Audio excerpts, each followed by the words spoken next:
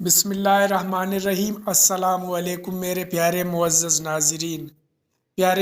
ناظرین، آج میں آپ لوگوں کے لیے ایک دور اندیش مفسر کی ویڈیو لے کے آپ لوگوں کی خدمت میں حاضر ہوا ہوں۔ اس ویڈیو میں وہ مسجد اقصیٰ کے بارے میں، فلسطینی مسلمانوں کے بارے میں اور پوری عالمی انسان کی مسلمانوں کے بارے میں اور یہودیوں کے بارے میں کیا کیا فرما رہا ہے۔ تو چلیے آئیے اپنے ویڈیو کا آغاز کر کے دیکھتے ہیں کہ یہ دور اندیش مفسر کیا کہتا ہے اپنے ویڈیو میں۔ تو چلیے آئیے ویڈیو کا باقاعدہ آغاز کرتے ہیں۔ خوشخبری یہ ہے ثم تکون خلافت علی منہاج النبوہ، پھر ایک دور آئے گا خلافت علی منہاج النبوہ کا۔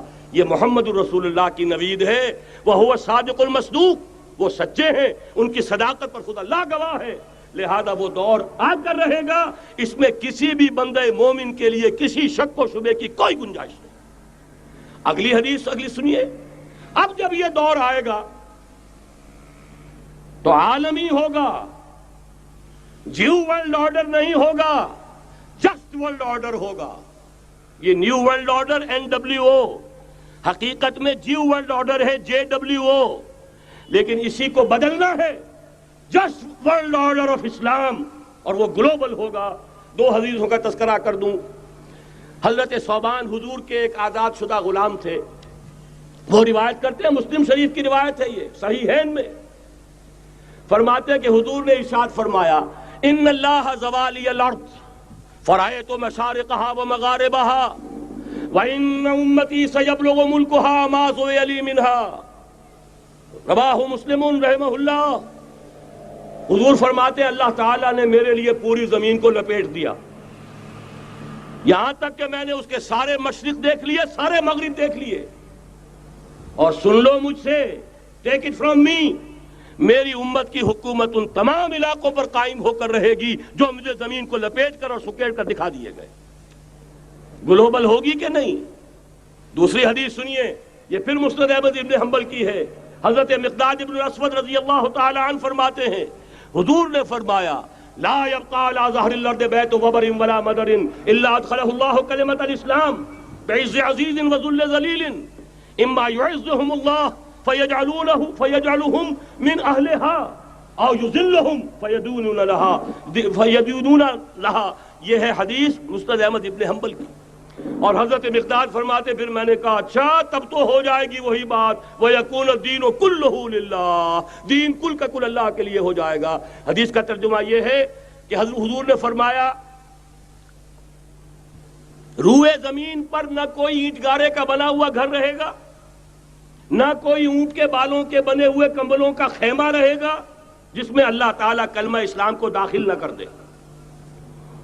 لیکن یہ داخلہ دو طریقے سے ہوگا، بعز عزیز و ذل ذلیل، یا صاحب عزت کے اعزاز کے ساتھ، یا کسی مغلوب کی مغلوبیت کے ساتھ، یعنی یا تو اللہ تعالیٰ ان کا اعزاز فرمائے گا اور وہ کلمہ اسلام کے خود قائل ہو جائیں گے۔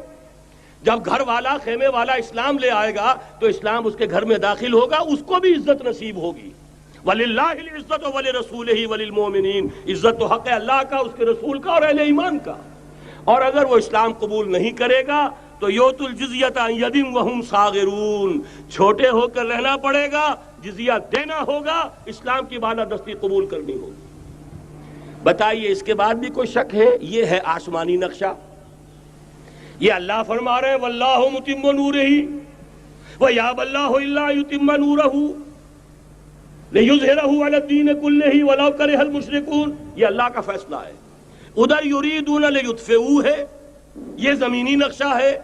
اب شکل کیا ہے؟ اب میں آپ سے عرض کر دوں کہ ان دونوں کے مابین جو خلا نظر آ رہا ہے، کوئی شخص یقین کے ساتھ نہیں کہہ سکتا کہ اب حالات کا کیا رخ ہوگا، اس لیے کہ ظاہر بات ہے قرآن مجید میں مستقبل کے بارے میں خود حضور سے کہلوایا گیا، وَإِنْ أَدْرِي أَقَرِيبٌ أَمْ بَعِيدٌ مَا تُوعَدُونَ، لوگوں مجھے معلوم نہیں ہے کہ جس بات کی تمہیں خبر دی جا رہی ہے وہ قریب آ چکا ہے یا دور ہے۔ وَإِنْ أَدْرِي لَعَلَّهُ فِتْنَةٌ لَكُمْ وَمَتَاعٌ إِلَىٰ حِينٍ، اور میں نہیں جانتا، ہو سکتا ہے اللہ کچھ اور مہلت دے دے تمہیں، اور کچھ اور آزمائش جو ہے اس کے لیے تمہارے لیے کوئی اور مہلت عطا فرما دے، ہو سکتا ہے۔ کو معلوم ہے کہ مشرقی یورپ کا کتنا بڑا علاقہ دی گریٹ آٹومان امپائر اس صدی کے آغاز تک قائم تھی. اس صدی میں عجیب عجیب معجزے ہوئے ہیں. گریٹ آٹومان امپائر جو 3 بر اعظموں پر محیط, نام و نشان ختم. The great U S S R, نام و نشان ختم. اب تو روس صاحب ایک ملک کی حیثیت سے رہ گئے. یہ اس صدی میں دو اور وقت نہیں ہے میں اور آپ کو کیا بتاؤں. اس صدی میں تو بڑے بڑے عجیب عجوبے ہوئے ہیں.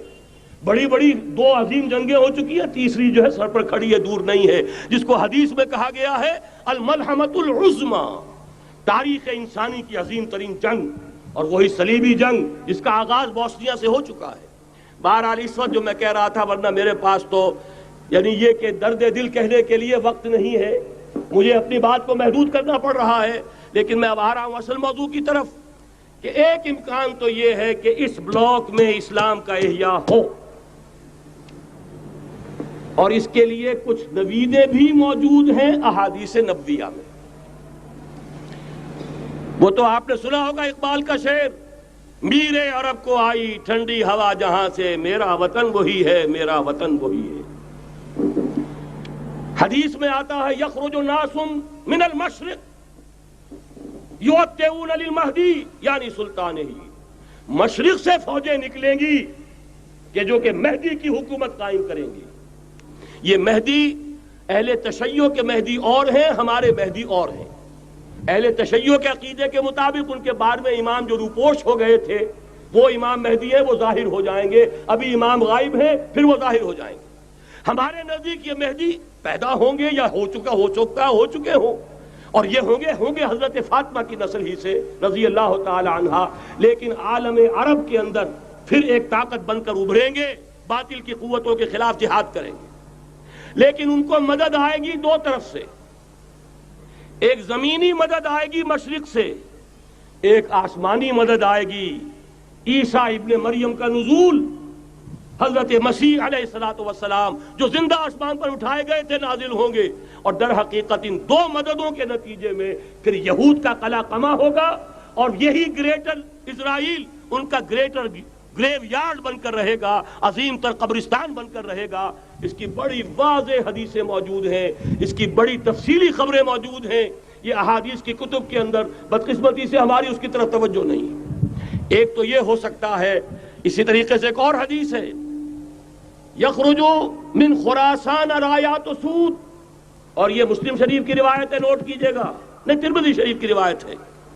یخرج من خراسان رایات سود لا يردها شيء حتى تنصب بإيلیا. اور خراسان حضور کے زمانے میں آج کے افغانستان کا نام تھا. یہ افغانستان میں جو جہاد ہوا ہے, غلطیاں ہوئی ہیں اور غلطیوں کا خمیازہ بھگت رہے ہیں. یہ تو اللہ تعالیٰ کی سنت ہے جس میں اللہ نے صحابہ کو بھی ایگزمپٹ نہیں کیا, غلطی کی سزا دی ہے. 35 صحابہ کی غلطی غزوہ احد میں ہوئی, جہاں سے حکم تھا کہ مت ہٹنا, 50 میں سے 35 ہٹ گئے. نتیجہ کیا نکلا؟ فتح شکست میں بدل گئی. 70 صحابہ شہید ہو گئے. اللہ تعالیٰ نے فرمایا وَلَقَدْ صَدَقَكُمُ اللَّهُ وَعْدَهُ إِذْ تَحُسُّونَهُم بِإِذْنِهِ حَتَّى إِذَا فَشِلْتُمْ وَتَنَازَعْتُمْ فِي الْأَمْرِ وَعَصَيْتُمْ مِن بَعْدِ مَا أَرَاكُم مَّا تُحِبُّونَ. مسلمانوں, ہم سے گلہ نہیں کر سکتے, ہم نے اپنا وعدہ سچا کر دکھا دیا تھا جبکہ تم انہیں گاجر مولی کی طرح کاٹ رہے تھے. لیکن جب تم ڈھیلے پڑ گئے, تم نے ڈسپلن کو توڑا, تم نے اختلاف کیا, تو سزا دی ہم نے. تو اگر صحابہ کرام رضوان اللہ تعالی علیہ مجمعین خیر الناس بعد الانبیاء, پوری نوع انسانی کے اندر انبیاء کے بعد بلند ترین انسان, اگر ان کی بھی غلطی کا خمیازہ جو ہے اللہ نے چکھایا, کیوں چکھایا؟ ضروری تھا, آئندہ کے لیے سبق ہو جائے. یہ وَلِيُمَحِّصَ مَا فِي قُلُوبِكُمْ, تاکہ تمہارے دلوں کے اندر اگر کہیں کوئی کھوٹ ہے اور پاک کر دیں ہم. اس لیے بہرحال غلطیاں ہوئی ہیں افغانستان میں. ایک امام کے ساتھ بیعت نہیں تھی, بلکہ بدقسمتی اور بڑھ کر یہ ہے بیعت کر کے توڑ دی.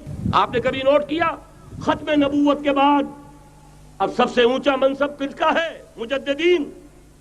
سنن ابی داؤد کی روایت ان اللہ یبعث فی هذه الامہ علی راس کل 100 عام من یجدد لها دینہا. اور نوٹ کیجئے, کوئی بات ہے 1000 برس تک سارے مجدد عالم عرب میں پیدا ہوئے, جیسے ہی دوسرا 1000 سال شروع ہوا، الف ثانی کا مجدد اعظم شیخ احمد سرہندی کہاں تھا؟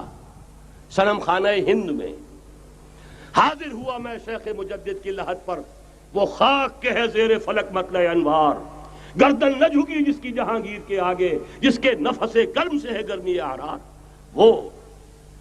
پھر 12ویں صدی کا مجدد اعظم امام الہند شاہ ولی اللہ دہلوی، 13ویں صدی کا مجدد اعظم سید احمد بریلوی، اس کے خون کا امین اور اس کے ساتھ کے شہداء کے خون کا امین، ان کے جسموں کا امین آپ کا خطہ ہزارہ، آپ کا خطہ سوات، اس میں ان کی جانیں ہیں جو دی گئی ہیں۔ اور وہ نہایت میں آپ سے عرض کر دوں، دور صحابہ کے بعد اتنا خالص اسلامی جہاد پوری مسلمان تاریخ میں نہیں ملے گا جتنا وہ تحریک شہیدین کا تھا۔ 14ویں صدی ہجری میں شیخ الہند جیسا مجاہد اعظم کہ انگریز نے گرفتار کر کے قید بھی کیا ہے، تو کہاں ہندوستان میں نہیں، کہاں جزیرہ سائرس، کیا نام تھا، بالٹا، جزیرہ مالٹا بحر روم میں، اقبال کے نفس سے ہے لالے کی آگ تیز، ایسے غزل سرا کو چمن سے نکال دو، کہیں ہندوستان کی کسی جیل میں ہوا تو شاید اس کے نفس کی گرمی ہی سے کوئی حرارت پیدا ہو جائے۔ اور اسی صدی میں 14ویں صدی ہجری میں اقبال جیسا مفکر، اسی 14ویں صدی ہجری میں مودودی جیسا مصنف، اسی 14ویں صدی ہجری میں مولانا الیاس جیسا مبلغ رحمہم اللہ، عظیم شخصیتیں آج پورے عالم اسلام میں آپ کو تبلیغی دوست ملیں گے۔ یہ کہاں سے شروع ہوئی تحریک؟ دہلی کی ایک چھوٹی سی مسجد سے، وہ مسجد بنگلے والی اب تو بڑی عالیشان ہو گئی ہے، جب وہاں شروع ہوا تھا کام بڑی چھوٹی سی مسجد۔ آج بھی برقع نظر آ جائے گا تو ہندوستان میں نظر آ جائے گا۔ میں نے اپنی آنکھوں سے دیکھا چند سال پہلے، جب مکہ مسجد حیدرآباد دکن میں 3 دن مسلسل میری تقریریں ہوئی ہیں، 10,000 مرد اور 5,000 خواتین، اور ان میں سے کوئی بغیر برقعے کے نہیں تھی۔ ایک سیلاب نظر آ رہا تھا برقعوں کا کہ جب جلسہ ختم ہوا ہے رات کے 12 بجے 3 دن تک متواتر۔ ایک خاتون بھی کھڑی ہو کر دامن پکڑ لے، عمر تمہیں کیا حق ہے کہ ہمارے مہر کے اوپر پابندی لگا رہے ہو، جبکہ اللہ نے نہیں لگائی۔ اللہ قرآن میں قنطارہ کا لفظ استعمال کر رہا ہے، ڈھیروں سونا دے دے کوئی شخص اپنی بیوی کو مہر کے اندر، طلاق دیتے وقت اس میں سے کچھ نہیں لے سکتا، آپ کون ہوتے ہیں ہمارے حق کے اوپر پابندی لگانے والے؟ اور عمر نے کہا آج ایک بڑھیا نے وہ اب عمر کو دین سکھایا، آرڈیننس واپس۔ حضرت سعد ابن ابی وقاص رضی اللہ تعالی عنہ جو فاتح ایران تھے، وہ گورنر ایسے ہی نہیں بن گئے تھے ریوڑیاں بٹی ہو اور گورنری مل گئی ہو، وہ تو خود فاتح تھے ایران کے، اس لیے گورنر تھے۔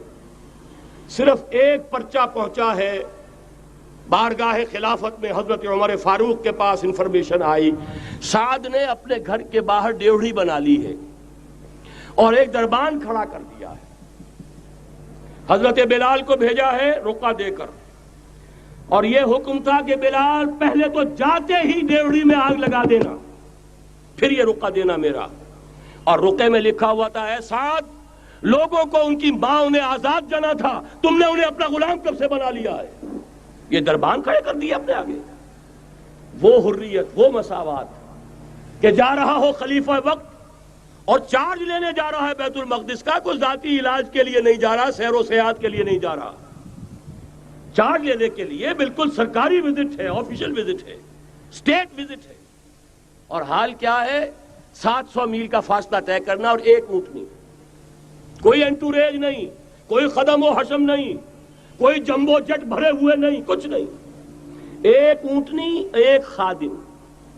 اس ایک اونٹنی پر چونکہ راستے کا راشن بھی ہے لہذا 2 آدمی نہیں بیٹھ سکتے، ایک بیٹھ سکتا ہے۔ ایک منزل خلیفہ وقت بیٹھا ہوا ہے اوپر اور خادم نکیل پکڑ کر چل رہا ہے، اگلی منزل خادم اوپر بیٹھا ہے اور خلیفہ وقت عمر بن الخطاب رضی اللہ تعالی عنہ اور وہ آگے آگے نکیل پکڑ کر چل رہے ہیں۔